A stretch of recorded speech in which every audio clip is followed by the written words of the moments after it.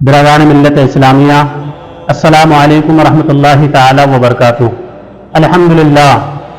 الحمدللہ وکفی وسلام علی عبادہ الذین اصطفی، اما بعد فاعوذ باللہ من الشیطان الرجیم، بسم اللہ الرحمن الرحیم، الحمدللہ رب العالمین۔ آمنت باللہ صدق اللہ مولانا العظیم وبلغنا رسولہ النبی الامین المکین المکین المبین الکریم، ونحن على ذلك لمن الشاهدين والشاكرين والحمد لله رب العالمين۔ اللهم نور قلوبنا بالقرآن وزين أخلاقنا بالقرآن ونجينا من النار بالقرآن وادخلنا في الجنة بالقرآن۔ إن الله وملائكته يصلون على النبي يا أيها الذين آمنوا صلوا عليه وسلموا تسليما۔ اللهم صل على سيدنا مولانا محمد معدن الجود والكرم وآلہ الکرام وابنہ الکریم، بارک وسلم صلاۃ و سلام علیک یا رسول اللہ صلی اللہ تعالی علیہ وسلم۔ تمام تعریف اس رب کائنات کی جس نے لفظ کن سے تمام کائنات کی تخلیق فرمائی اور انسان کی رہبری کے لیے سرور کائنات ساری کائنات کے مرکز عقیدت یتیم و کماوا سید ابرار و اخیار سیاح لمکہ احمد مجتبیٰ محمد مصطفیٰ صلی اللہ علیہ وسلم کو ہم میں مبعوث فرمایا۔ اللہ تبارک و تعالیٰ کا لاکھ لاکھ شکر و احسان ہے کہ اس نے اپنے خاص فضل و کرم سے ہمیں اپنے پیارے محبوب دانا غیوب صلی اللہ علیہ وسلم کی امت میں پیدا فرما کر ہر طرح کی نعمتوں سے نوازا۔ برگے درختان سبزدر نظر ہوشیار، ہر ورقے دفتریس معرفت کردگار۔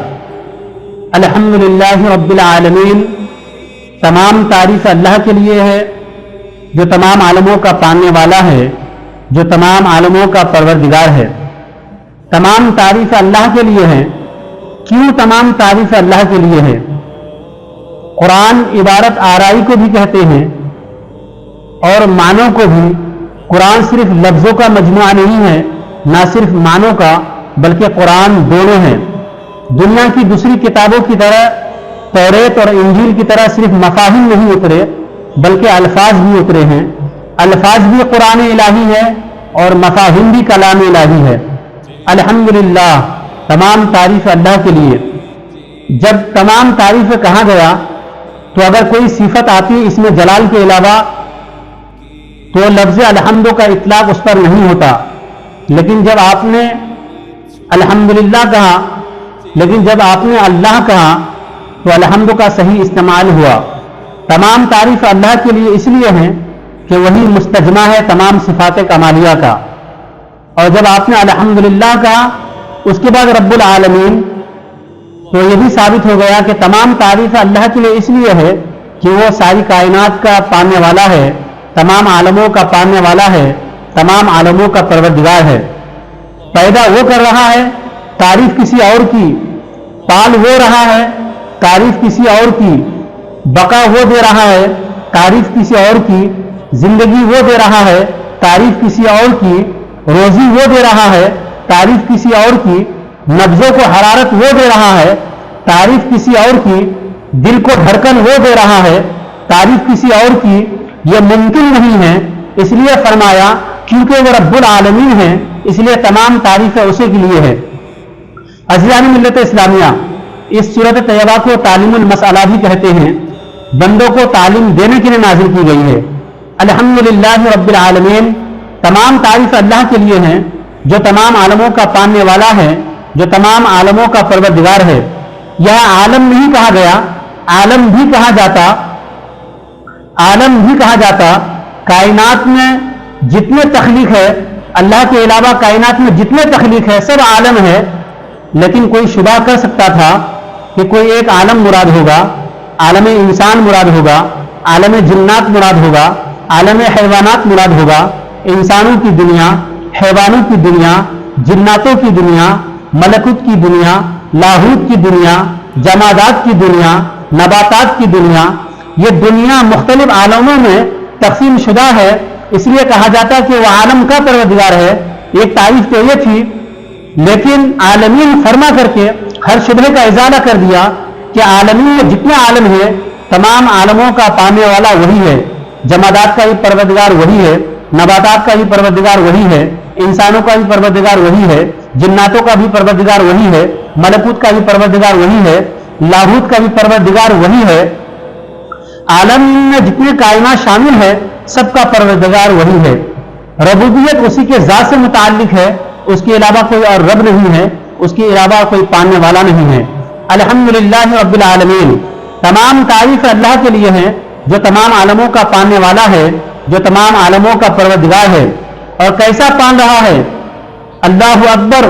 कुरान अजीम इरशाद फरमाता है, वमा मिन दाब्बतिन फिल अर्दि इल्ला अल्लाहु रिज़्कुहा, जमीन में कोई ऐसा जानदार नहीं है जिसकी रोजी अल्लाह तबारक व तआला ने अपने जिम्मे करम में ना ले रखी हो। जानदार कहीं भी हो, किसी मकाम पे हो, दरियाओं की तमाम मछलियां हो, खलाओं में परवाज करने वाले परिंदे हो, पहाड़ियों की बुलंदियों में जानवर हो, सबको अल्लाह तबारक व तआला रोजी दे रहा है, सबको अल्लाह तबारक व तआला रिज़्क दे रहा है, अपने वक्त पे दे रहा है और जरूरत के मुताबिक दे रहा है। अज़ीज़ान मिल्लत इस्लामिया, कुदरत का अजीब कानून है कि इंसान के लिए जो चीज जरूरत थी वो चीज सबसे पहले पैदा कर दी। जमीन की जरूरत थी, सबसे पहले पैदा कर दी। जो चीज इंसान के लिए जितनी जरूरत थी वो अल्लाह तबारक व तआला ने फराहम फरमा दी। मिसाल के तौर पर क़याम के लिए, ठहरने के लिए इंसान के लिए जमीन की जरूरत थी, तो अल्लाह तबारक व तआला ने इंसानों की तख्लीक से पहले, कायनात की तख्लीक से पहले जमीन पैदा फरमा दी। अगर जमीन ना होती तो इंसान कहां ठहरता, जमीन ना होती तो इंसान कहां कयाम करता। उसके साथ साथ इंसान के लिए खाने की जरूरत थी, रोजी की जरूरत थी, गल्ले की जरूरत थी, अनाज की जरूरत थी, तो अल्लाह तबारक व तआला ने जमीन के ऊपर बिखेर दी, मौसमों का पाबंद कर दिया कि तुम काश्त करो और रोजी हासिल करो, तुम गल्ले उगाओ और रोजी हासिल करो, तुम जानवर पालो और रोजी हासिल करो। उसके बाद अल्लाह तबारक व तआला ने इंसान के लिए जो चीज जरूरत थी वो सब फ्री फराहम कर दी। हवा की जरूरत थी फ्री, मौसम की जरूरत थी फ्री, जमीन की जरूरत थी फ्री, यानी जो चीज इंसान के लिए जरूरत थी सब अल्लाह तबारक व तआला ने फ्री फराहम कर दी। बिरादरान मिल्लत इस्लामिया, जमीन कदमों के नीचे है, पानी जमीन के नीचे है और पौधे जमीन के ऊपर है, लेकिन इंसान के लिए एक चीज की ऐसी जरूरत थी जो उसके बगैर इंसान एक सांस नहीं ले सकता था, वो है हवा और वो है सांस। यानी इंसान जमीन के बगैर कहीं खला में कयाम कर ले, पानी के बगैर एक दो हफ्ता जिंदा रह ले, खाने के बगैर एक दो चार रोज जिंदा रह ले, मगर हवा के बगैर एक सांस नहीं ले सकता था। इसलिए अल्लाह तबारक व तआला ने हवा को पैर के नीचे नहीं बल्कि नाक के नीचे पैदा फरमा दिया कि इंसान जहां चाहे सांस ले, घर की चाहे दीवारी हो या माहौल हो, अल्लाह तबारक व तआला ने हर जगह हवा को पैदा फरमा दी। कैसा रब्बुल आलमीन है कि हवा, सांस के लिए हवा की जरूरत थी तो अल्लाह तबारक व तआला ने नाक के करीब पैदा फरमा दिया, और ईमान के लिए नबी की जरूरत थी तो अल्लाह तबारक व तआला ने नबी मुअज़्ज़म को पैदा फरमा दिया। लौला का लमा खलक़्तुल अफ़लाक, अगर आपको पैदा करना मकसूद ना होता तो मैं अफलाक को पैदा ना करता। अज़ीज़ान मिल्लत इस्लामिया, सांस नाक से दूर हो जाए तो इंसान बेजान हो जाता है, और मोमिन नबी से दूर हो जाए तो इंसान बेईमान हो जाता है।